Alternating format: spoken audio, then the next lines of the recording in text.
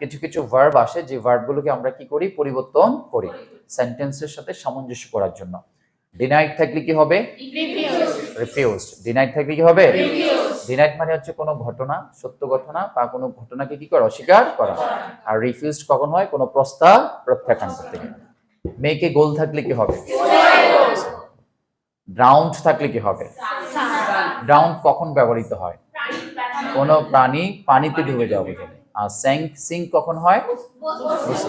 Okay. Cut the sentence থাকলে কি হবে? কাট দ্য লাইন থাকলে কি হবে? Very good. The matter to the police থাকলে কি হবে? এটা বেসিকলি হচ্ছে ইনফর্মের ব্যবহার, ঠিক না? ইনফর্ম শব্দের অর্থ কি? জানানো। ইনফর্ম এটা নাউন, ভার্ব। এটা নাউন কি হবে? ইনফরমেশন। ইনফর্মের সাথে প্রিপোজিশন কি বসে? অফ। ইনফর্মের পরে কয়টি অবজেক্টের ব্যবহার আসে? দুইটি। প্রথমে কোন অবজেক্টটি হবে? ব্যক্তিবাচক। আর পরে কোনটি হবে? বস্তুবাচক অবজেক্ট। ক্লিয়ার? যেমন পরীক্ষা আসতে পারে, I shall inform the matter to your father. I shall inform the matter to your father.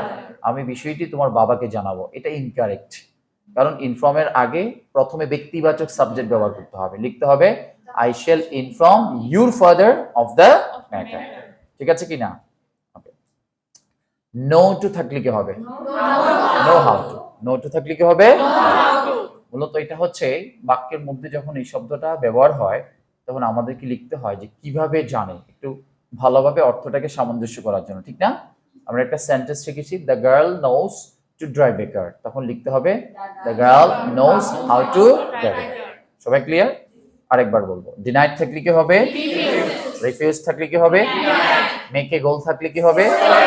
Ground থাকলে? কাট দ্য লাইন থাকলে? কাট দ্য সেন্টেন্স থাকলে? The method to the police থাকলে? নো টু থাকলে? Very good, thank you so much.